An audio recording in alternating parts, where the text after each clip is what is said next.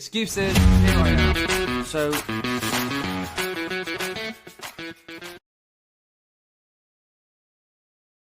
hi everyone, welcome to the Profit First live session. Hi Tom, you are the only live attendee at the moment. Can you hear and see me? If you can just pop a message in the chat, Tom, just so I can know if you can hear and see me, okay? Okay, so just for, perfect. I'm just going to see if I can give you access to your mic. Hello. Oh, there you go. Cool. No, yeah, I figured it out in the end. Yeah, perfect. Hi Tom, how are you? I'm good, thanks.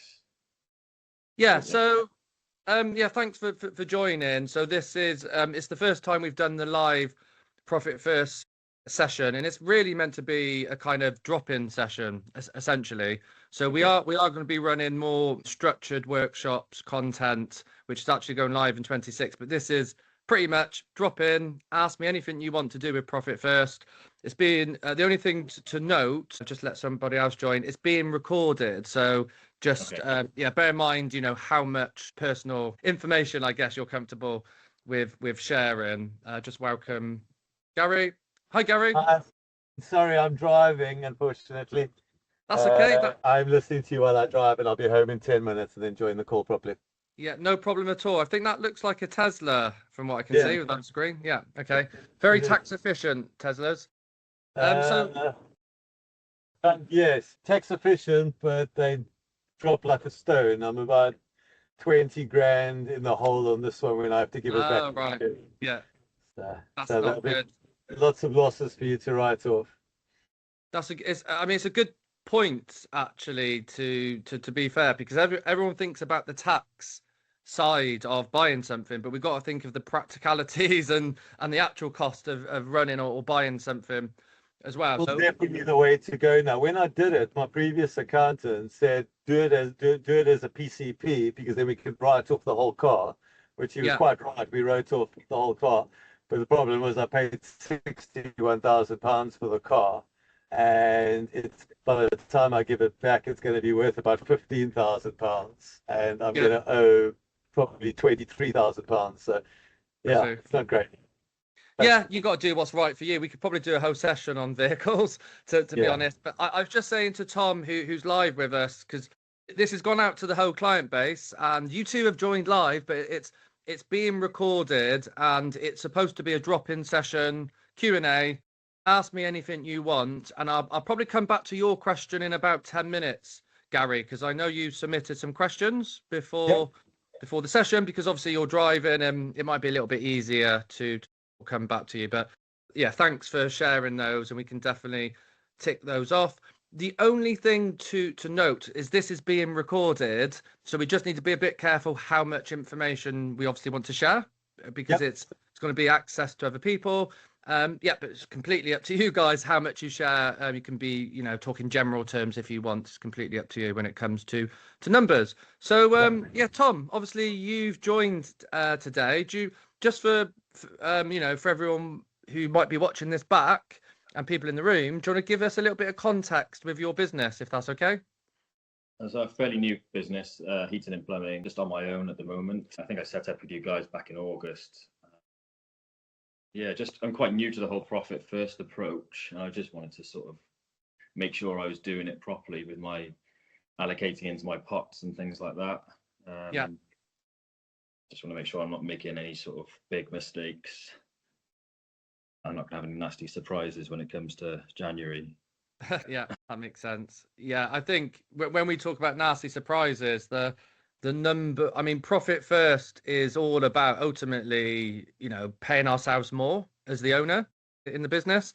And I don't, there should be nothing greedy or selfish about that, because even if we've got a team, if there's more profit in the business, when we grow the business, there's more money for everyone, essentially. So that's the priority. But at the end of the day, when most people get into Profit First, the initial focus is making sure they got money to pay their tax, they got money to pay their VAT.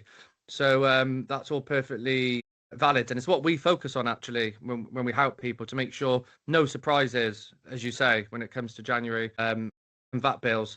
Are you currently VAT registered, Tom? Not yet, no. I'm creeping closer and closer. Okay, yeah, perfect. Okay, so and just for context, have you already read the book?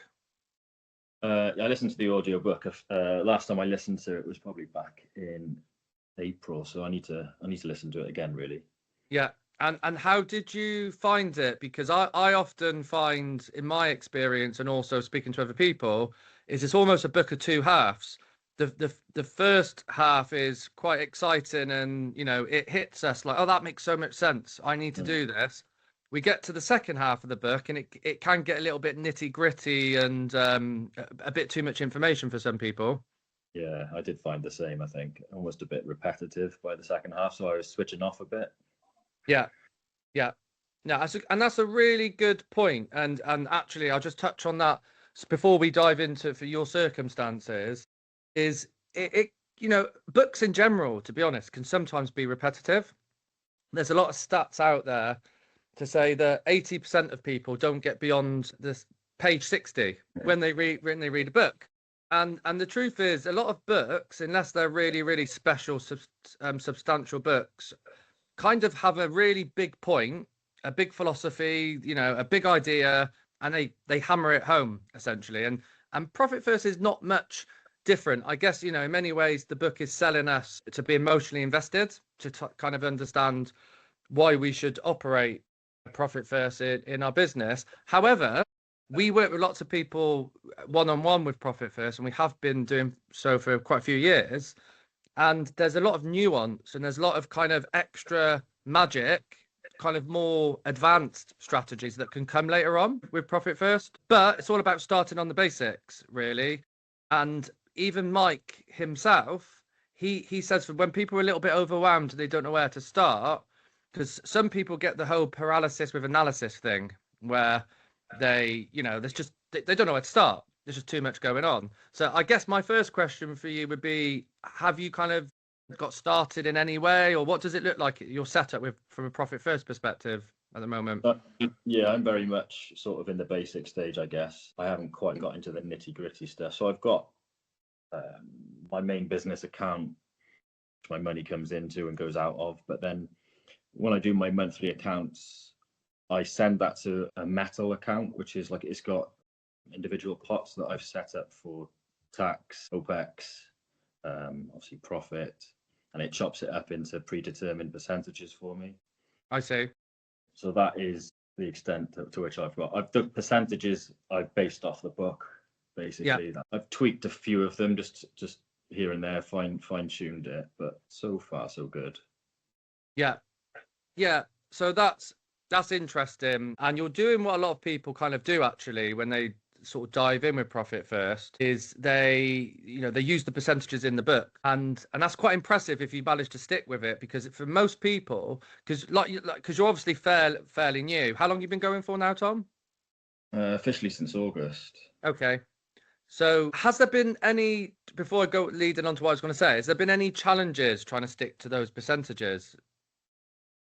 Not yet, no. I came from a partnership before, and I learned, and we were doing the Profit First model there, but my business partner was in charge of the accounts, so I didn't get too involved. What I did learn from the previous business, I've sort of implemented in the new one, and I've not had too much trouble yet. Yeah, I remember when we first chat, because I think you were listening to the podcast, weren't you?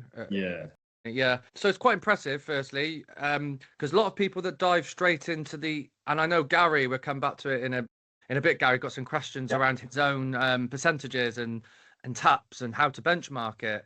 But for a lot of people diving into the percentages in the book, it can be, for many people, too much too soon. So I was going to say, if you did have any challenges, don't feel bad, because for a lot of businesses, they're generally quite ambitious. However, it might be that for your style business, because obviously you're a service-based business, and I imagine you're mainly labor-driven, are you, in terms of your income? So in terms of sales, the biggest, it's about 50-50, I'd say, materials. Yeah. Okay. So it's, it just happens that it's worked out fine in your situation. So what we normally, firstly, if it's working and it's not broken, you don't want to fix it. Cliches are cliches for a reason.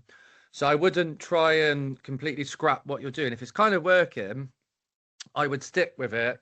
But Gary's actually the first person who's going through our 9-step Profit First program, and we're about to we're going to formalize it and structure it a little bit better in 26. And I can share that with you, Tom, where it will help you go through from the beginning how to create your benchmarks and your percentages. Yeah. So it's in a very structured format, literally, 9 steps and lots of tools and templates. And that might help you fine tune your numbers. But I'm always reluctant to do too many changes if something's working. So if something's working in your business, then that's fine. And I think our business in general, if it's working, do more of it. If it's not working, we need to try something different. I think, Stephen. Yeah. Hi, Gary. I have started going through your blueprint, as you said, and I think one of the problems Tom is going to have is to complete the first couple of spreadsheets, P&L. And if he's only just started trading, he's not going to have a previous year's P&L yet, is he? Great. Yeah. Great feedback, actually. So that's why we've got Gary, and there'll be some other people testing it. That's really good feedback. So I think in your situation, Tom, it comes back to a business plan. And a lot of people have the wrong, and we're about to do a workshop. And if you're wondering, Gary, when's that going to be? I'm about to announce this week, early December, we're doing a business plan workshop, actually. And you're free, Tom, if you want to join that. But essentially, a business plan can sometimes get a bad rep because we think of banks, we think of lending, we think of new businesses, 15 pages, we create it and it sits in the drawer. However, fundamentally, a business plan is kind of, if you think of sport, you think of football, what's the strategy before the game happens? We need a little bit of a plan. And a big part of that is the numbers side of your business plan. And you've probably modeled this out roughly already. I know there's always uncertainty with a new business, but what you would do is do your best kind of guesstimate of what you expect a 12-month period to look like. And because you've been going since August, you could kind of extrapolate that, Tom, if that makes sense, because you've got some real data to spread it out to 12 months. Yeah. And then that would give you, when you go through the 9 steps, and you don't necessarily need to go through the whole 9 steps, but I think particularly the first few steps will help you, because it's a journey, but the first few steps will help you lock in your percentages. What would you say has been any of the biggest challenges with you doing Profit First in your business? I think nothing stands out really yet. It's just the uncertainty of come January whether I've set my percentages correctly, like you say, because I've got nothing to go off. Yeah. No previous. I've got corporate. I'm limited, so I'm gonna have the whole corporation tax and all that interesting stuff. The uncertainty of what happens in January, just to confirm that I'm doing everything correctly. So. Yeah. And to be honest, I mean, how many years, Gary, have you been in business now for? 10. So we some of it is kind of we learn as we go along to some extent. And I know that doesn't sound very scientific, but we can kind of bombard people. Firstly, you're ahead of the game because you're setting money aside. You're starting Profit First, you're a new business. There's a lot of people that come into Profit First 5 years down the line, so many years down the line. And they're learning from a lot of pain and a lot of kind of failures and mistakes. And that's part of the entrance fee really in business. And I know you've had a previous business, Tom, so I'm sure you've had your own kind of learnings. But when you've been going for a year or two, you get into a little bit more of a rhythm, particularly because I guess you're new. Are you new to having a limited company? Was it a partnership previously? Yeah, it was a sole created partnership before, yeah.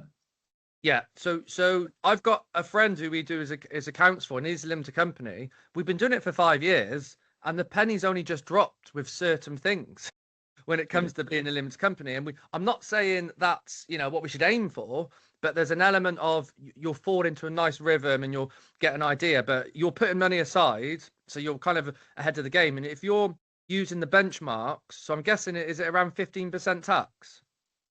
I think I'm doing about 19 at the moment, so hopefully that sounds good. Yeah. I've got my rainy day fund pot as well, which I've not. Brilliant. I mean, in my head, I've just got that's my contingency if it all does go pear shaped. Yeah, brilliant. And there's an expression they use in the guys in America So there's two people who run Profit First globally. There's Mike McAllowicks, the author of the book, and there's Ron, and that's his business partner. One of his expressions is, if in doubt, open an account. So we can never have too many kind of pots and accounts. So that rainy day fund is a big one, really. It just gives you that peace of mind. Yeah, I guess. Yeah, is there anything you specifically want to pick my brains on from a Profit First context? Anything else? No, to be honest, I was hoping to just sort of listen in and pick up what Okay. I could. Yeah, if I'm honest, I haven't got anything juicy to give you. Yeah, no, that's completely fine. And what I'm going to do, because this is the first time we've gone live, is although it's meant to be fairly unstructured, I'm going to come with an agenda just in case, people haven't got questions, and I can run through and do a little bit of an educational style session. So that's all good. No, thanks for sharing, Tom. I can see Gary's just settling at his desk, so that looks like good timing. Yep, I'll be with you in 1 second. Okay, cool. Yeah. I'm just gonna read out your questions, Gary, if that's okay. Yeah, sure. Give context for Tom and anyone else who ends up listening to this. I'm just going to load them up. So Tom is wondering about benchmarking his TAPs, so his target allocated percentages against companies in a similar industry. So he's just wondering, how does that fit into Profit First, and also how to kind of tweak your TAPs, or to set your TAPs if there's a seasonality in your business. So for example, I'll be buying my Christmas tree pretty soon. We jump on the Christmas bandwagon quite early in my house. And the guys in the local forestry, they only sell Christmas trees in December. So if that was their whole business, then they need to do something to align with, that seasonality in the business. So if you're ready, Gary, can you just add a little bit of context with what you do? And you've already shared how long you've been going for. So we sell promotional merchandise. So it's not seasonal, but it is up and down. There's no rhyme or reason to it, especially when it comes to invoicing and money coming in. I've been doing Profit First for, I think I'm in my 4th year now. And, I think it's the best thing ever. It's the reason I chose you guys when I was looking for a new accountant, because I wanted an accountant that understood Profit First, and my previous accountant didn't agree with it.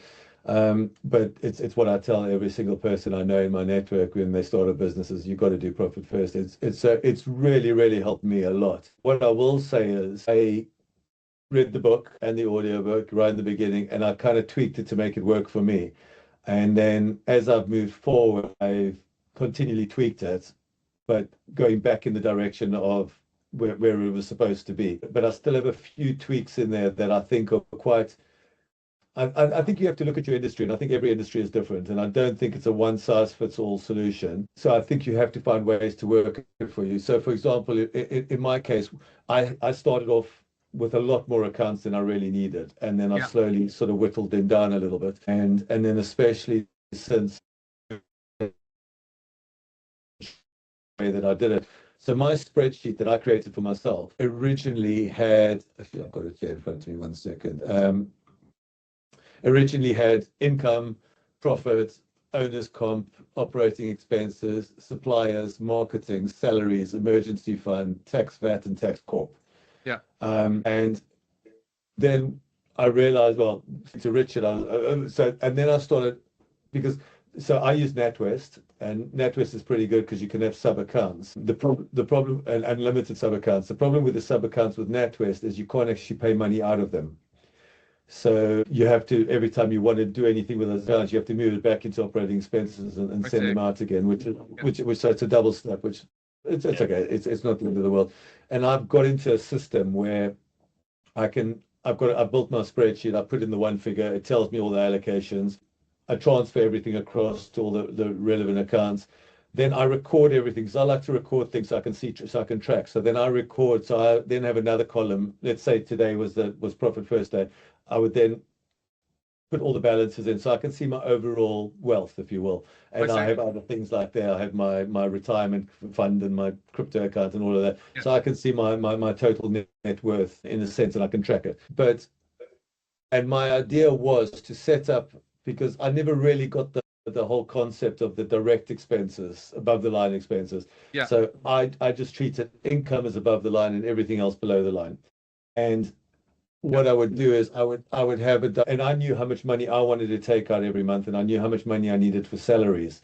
So I had a formula in there that would say income was 100 grand, God willing, 100 grand, just to keep the math simple. It would take out enough of a percentage of that to, let's say the salaries were 5 grand a month. It would split that into two. So it would say take off 2.5 grand for salary, take off whatever for the director's thing, and then the rest of it is what's left for income that could then go through the taps.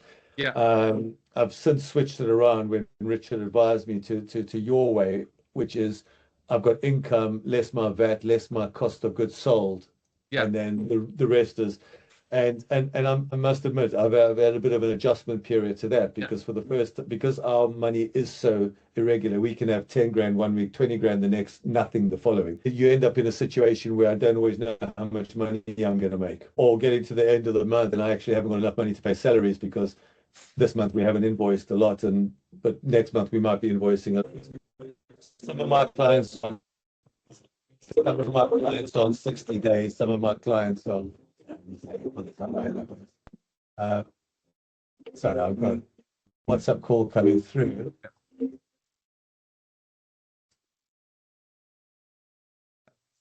Okay, cool. Sorry. Yeah, so that, but I'm kind of sort of working my way along. But what I did was, and also because I like to take out a regular amount per month rather than different amounts. So what I've done is I've got a sub account for owner's comp. And if I've got more allocation than I actually need, I leave it in the owner's comp one. So for when I have weeks when I don't have enough, I've got, and the same thing for salaries. Yeah. But then, my difficult, and so obviously now I've had to readjust all my taps because I think I'd got my taps right because I was tracking it every week and adjusting, and I think I had it pretty right. And now all of a sudden that I'm losing obviously the VAT and the cost of goods sold before the money then gets divided up. Now I'm adjusting those taps. So at the moment, I can't quite work out how much I need to have for owner's comp and how much the split between owner's comp and operating expenses seems to be a different one because some weeks it's that way around and some weeks it's that way around. Yeah, so it does link into a little bit with, what Tom was saying, that it's an interesting one because to a large extent, Gary, it was obviously working. You've been doing it for a few years, you're getting traction, you're building the habit, and it's obviously working. So as you said, it's kind of a readjustment, really. And I think it's going to take you a little bit of time, probably, just to tweak it and refine it and to grow into our suggestion. As a percentage, what would you say, if you've got 100K, how much of that would typically be cost of goods sold in terms of direct costs? So if I go back over, let me just unhide all these columns. So Richard switched me over to your system on the 10th of October. So I haven't got a lot of history on that one. But I started off with owner's comp on 20% and operating expenses at 67. Yeah. Because the idea was that I wanted to, all my suppliers are on 30 days, most of my suppliers are on 30 days. Some of them are pro forma, but the majority are 30 days. And the majority of my clients are 30 days, but some of them are 60 days. So you can end up in a situation where I'm doing an order for a client where I'm on pro forma with my supplier and they on 60 days with me. So effectively I could have 80 days between 80, 90 days between me laying out the money. And so I wanted to build up a little bit of operating expenses. Yeah. So I started it off on where we were 67% and 20, is that what I said? Yeah.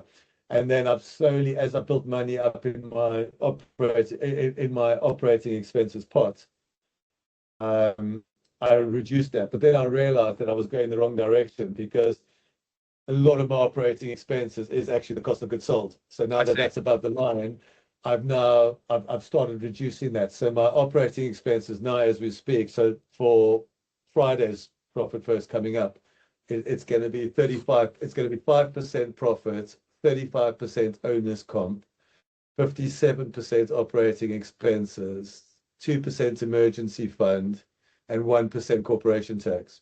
Yeah, I see.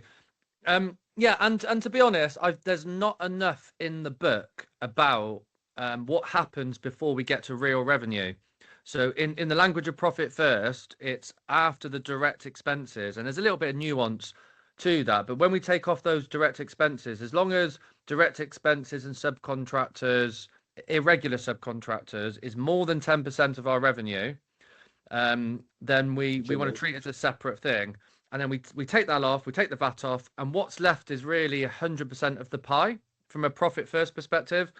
And we call that real revenue, just to reinforce that. But there's not enough in the book. Mike doesn't talk enough about how do we figure that out, because it gets quite complicated. I've worked with, lots of different industries, and there's one where actually some similarities to yours, Gary. They're even more ad hoc, I imagine, in terms of the rhythm of their income.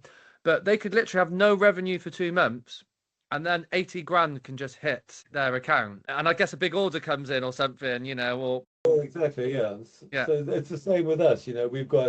I've got, like, at the moment, I'm sort of occasionally having to borrow from one of my other pots. It's just because we're doing a big job at the moment with a client who is on 60 days, and we happen to be working with suppliers where we are having to pay up front. So yes, by the end of January, I'm flush. My profit first on the 25th of January is going to be a fun one, because I'm going to have plenty of money to distribute and go crazy with. But coming up to then, December, I mean, my one on Friday, I've got a situation where I don't know if I have got enough money in my pots to pay my bills. And that's not because my business hasn't been run properly. It's just because of the nature of the beast. But I think what will happen is, once I get the big one again in January, then I can allocate to building. I'll be able to put enough into my pots that then they will cover me through the lean months, which is where I was before. So I've still got a lot of money in my accounts, my overall account. So it's not just at the moment I'm having to do a loan, borrow something from my VAT account, or borrow something from my profit first, just to knowing that I can then do it right. But I think that'll all settle down. It was pretty good, and I wasn't having to do that ever.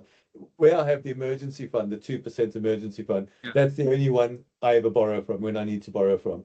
And that'll build up to a couple of grand, and then I'll maybe have to borrow some to do something 1 month, and then but I always put it back. But that's always been my borrowing fund. Yeah. When I needed it. How often are you doing your profit first? Is it monthly or bi-weekly? I do it every second Friday. Okay, cool. Yeah, because I know you're supposed to do it on the 10th and the 25th, but quite often that's either on a weekend. But also Friday is my quiet day. It's the day when I like to do accounts and stuff. Well, I never like to do accounts. We do Fridays in my business. So it works quite well. Every second Friday seems to work for me. My assistant knows that I block off Friday until 11 o'clock in the morning.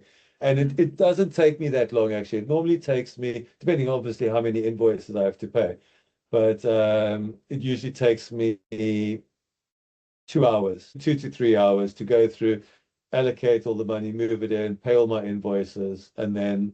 Do you enjoy doing it, Gary?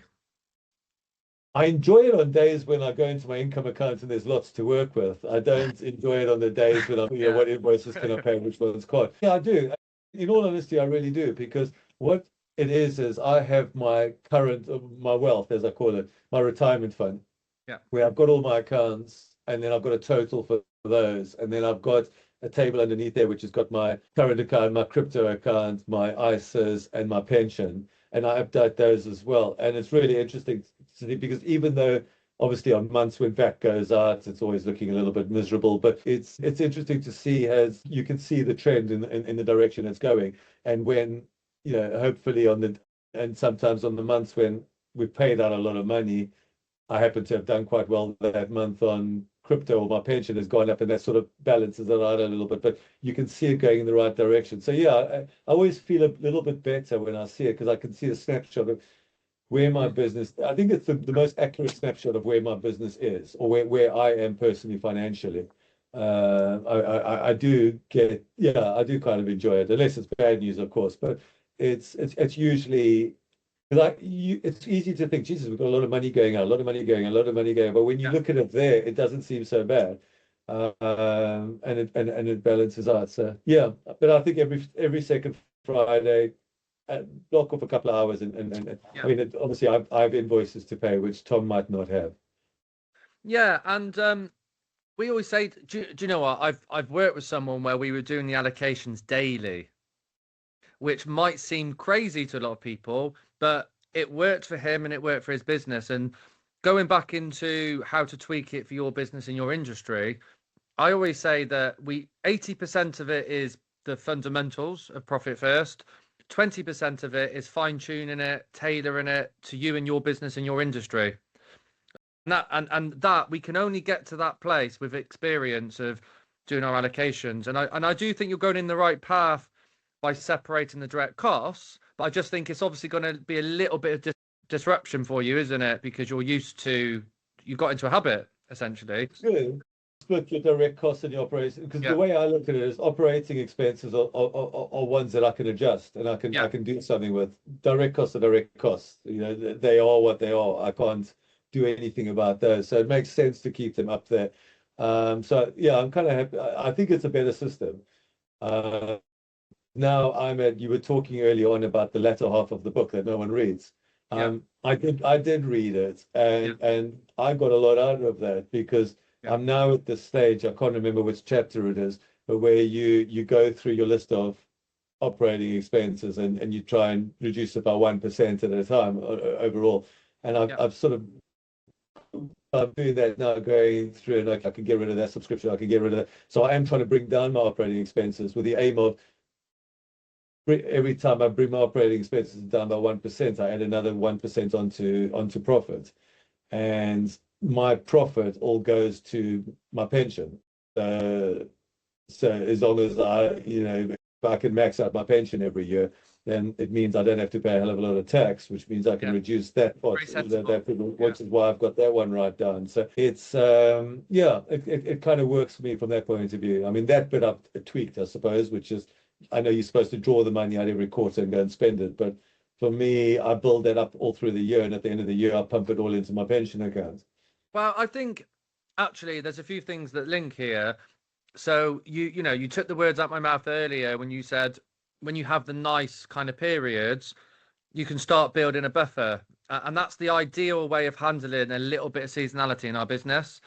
And even without Profit First, you've probably heard people say in an ideal world we can get to the point where we've got a month's worth of funds to cover operating expenses at any given point. And actually with Profit First, with the profit part, ideally we put 50% of it towards building a buffer long term, depending on what people's plan is, where we've got this kind of war chest of funds, this rainy day account if we need it. However we go about it, whether you build up your owner's pay part, your profit part, your tax part, it's just trying to get to the point where, like you said, it's working, there's no problems. But in a nice ideal world, we'd all have this nice kind of reserve in the pot to draw down. And you mentioned earlier, Gary, that you like a fixed amount to pay yourself.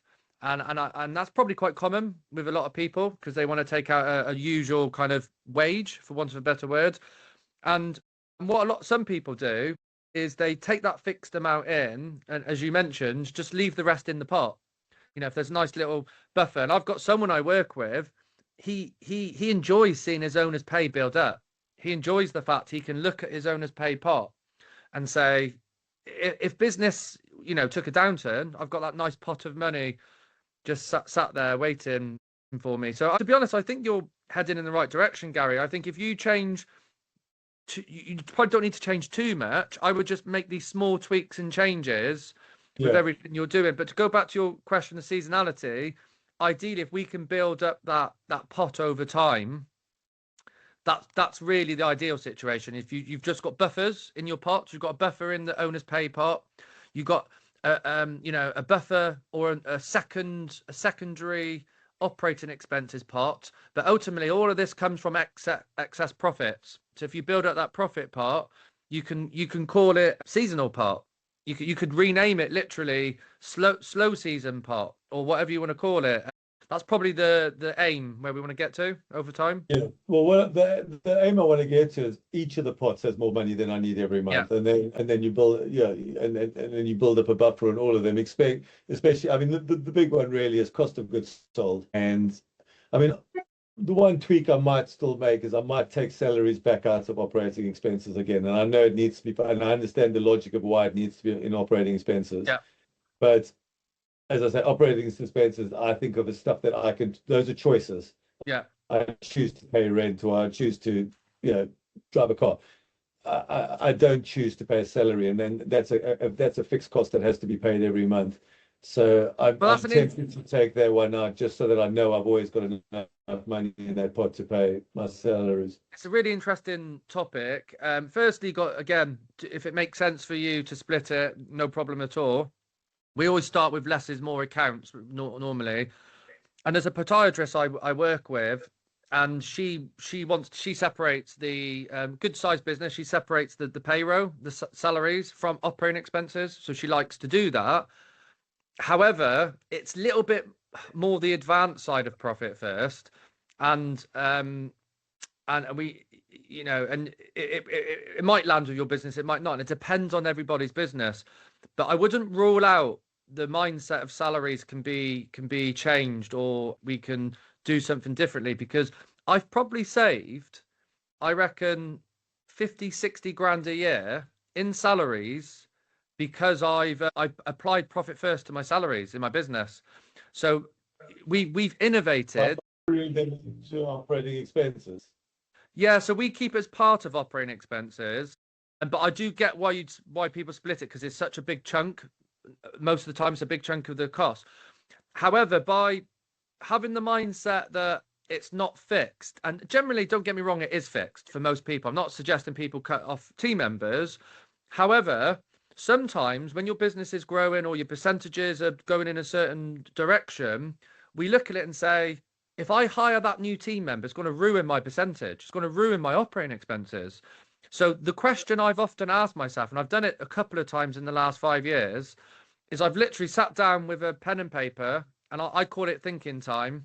And I'm like, how could I go about this without spending X on salaries? But I'm normally talking new recruits, not letting people go, by the way.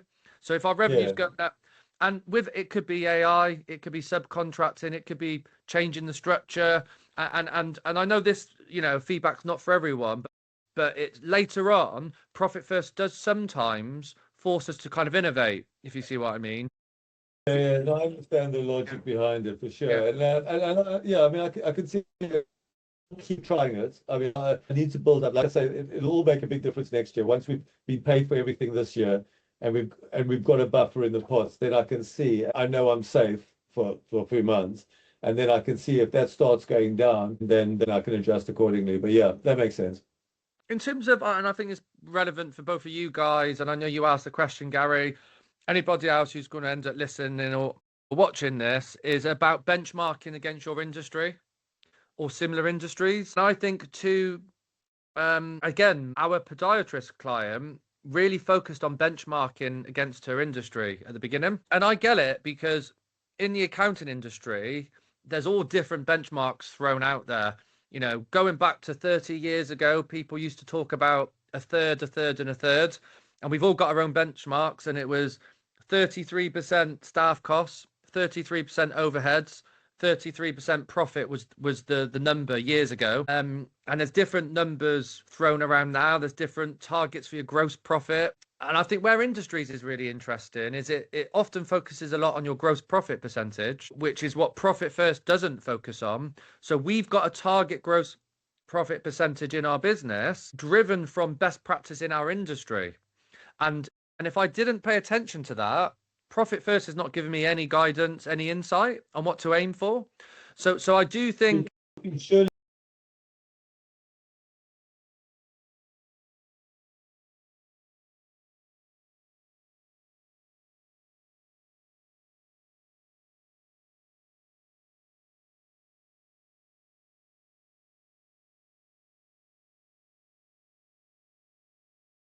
we've got it. I mean, We've got it. Yeah, we track it. Yeah, One of them. One of them. I use. So I don't Yeah. look at the industry. I look at over the last few years, what my direct costs are.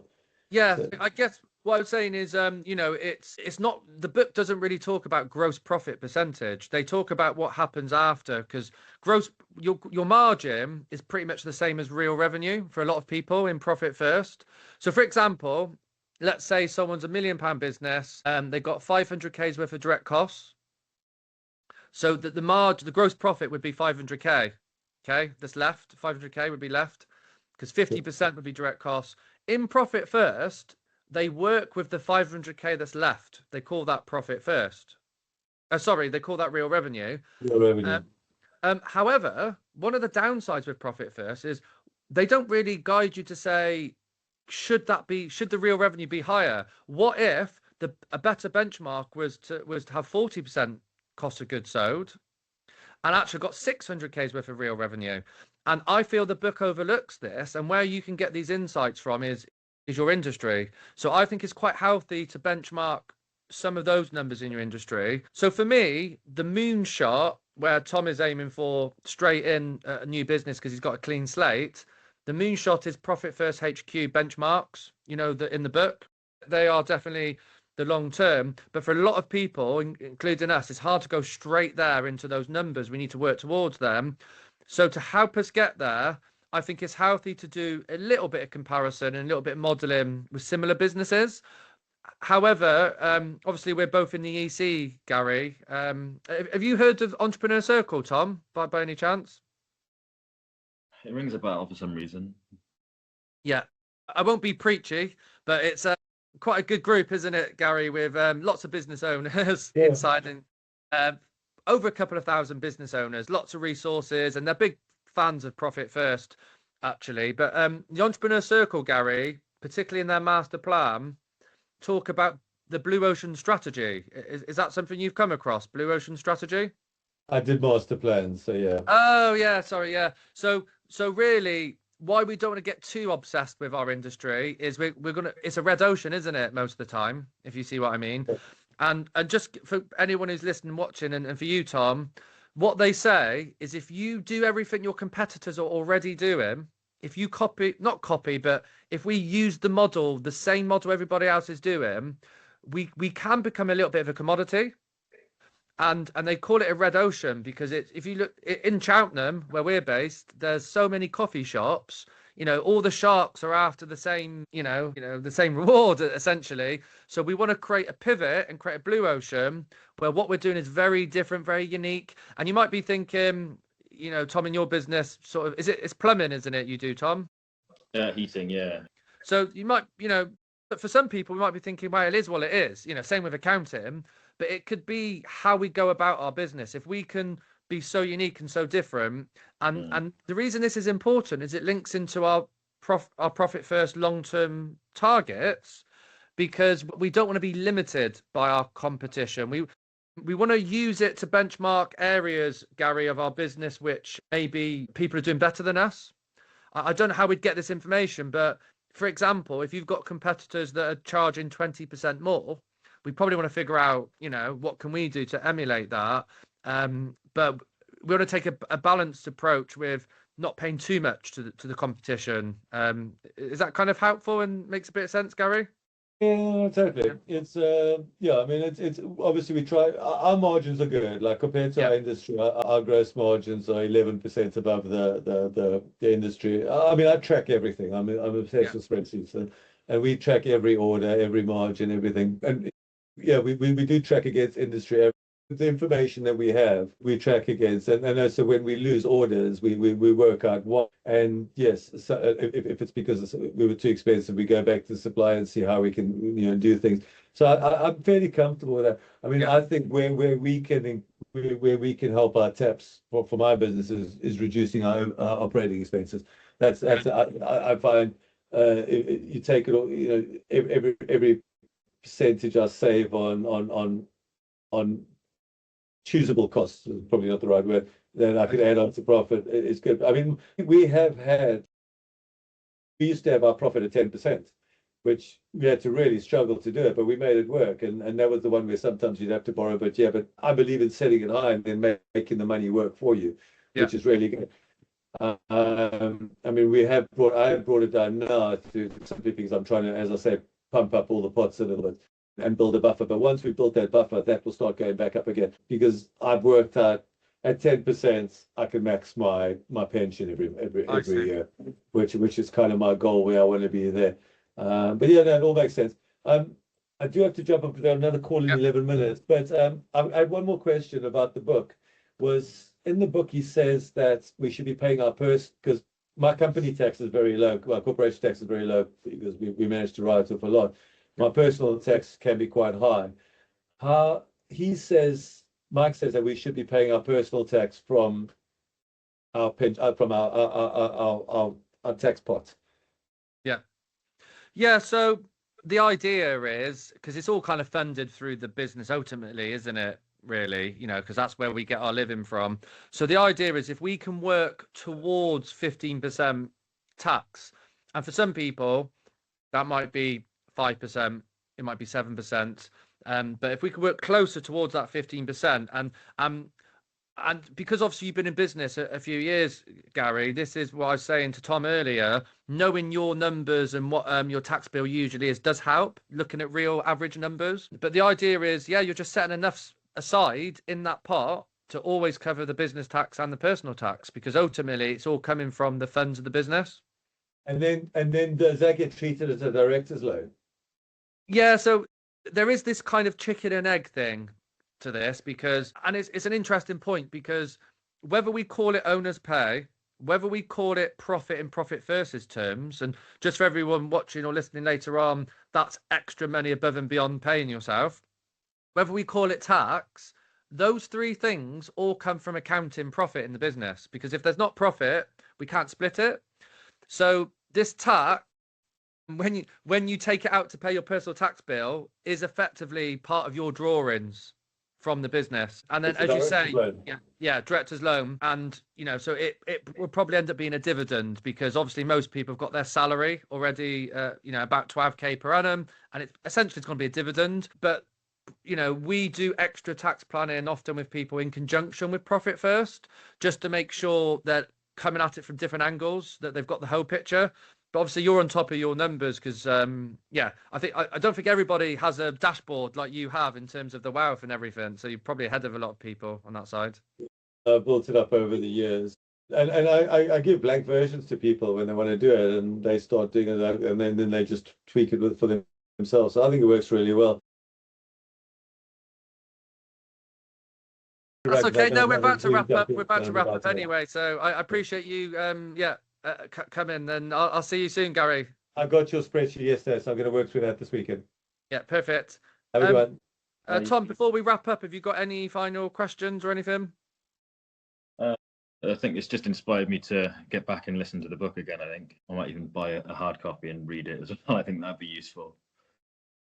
I think that's a good idea, actually, because I listen to a lot of books on Audible, but I also read. And what I've noticed is Audible's good for digesting things on the first listen, but sometimes we kind of want, it's almost like a manual, isn't it, when you got the book? So you can physically pick up a page and just kind of zoom in on that page and analyze it for 20 minutes. It's quite hard to do that when you're listening to something. Yeah. I think just looking at my pots now, I've got allocated, and listening to you guys talking just now, it's made me realize I might need to add a couple of extra pots, I think. Yeah, no, perfect. And there is a little bit of trial and error. Gary's been at it for 4 years. We've been at it for a number of years. So you will kind of modify and tweak it over time. But yeah, thanks for bringing up the book suggestion, because I was going to, recommend to anybody listening or watching, if you did give up on the first half of the book, it's probably worth going straight in and starting from the second half. Because the first half is easy.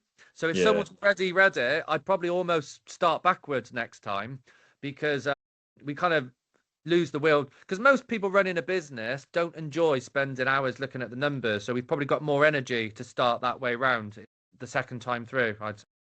Yeah, that's why I asked earlier, does Gary do his work, his accounts monthly or bi-weekly, and I'm currently doing them monthly just because I just don't want to look at the numbers. I'm sort of head in the sand at the minute, so I think I'll have to get it down to 2 weeks, I think.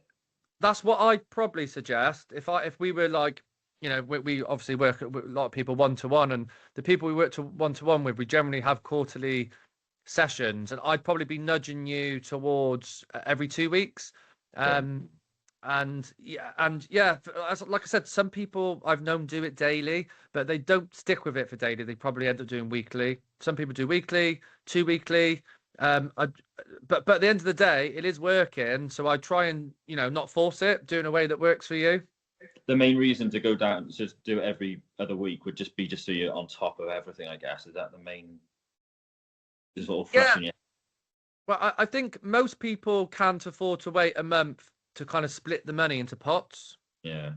So most people, because it means you go in a month with the money in your main account not being allocated, if you see what I mean. Yeah. So if you do it weekly or 2 weekly, you've got a clearer picture kind of where you are with all your pots. Really, it's like a dashboard essentially in your pots. Sure. Cool. Yeah. Okay. Brilliant. Thanks, Tom. We're good to catch up anyway, and thanks everybody else who's watched it or listened to it back. Yeah. But reach out to me or the team, Tom, if you've got any other questions later on. Lovely. Cheers, Stephen. Cheers. Bye. See ya. Excuses. So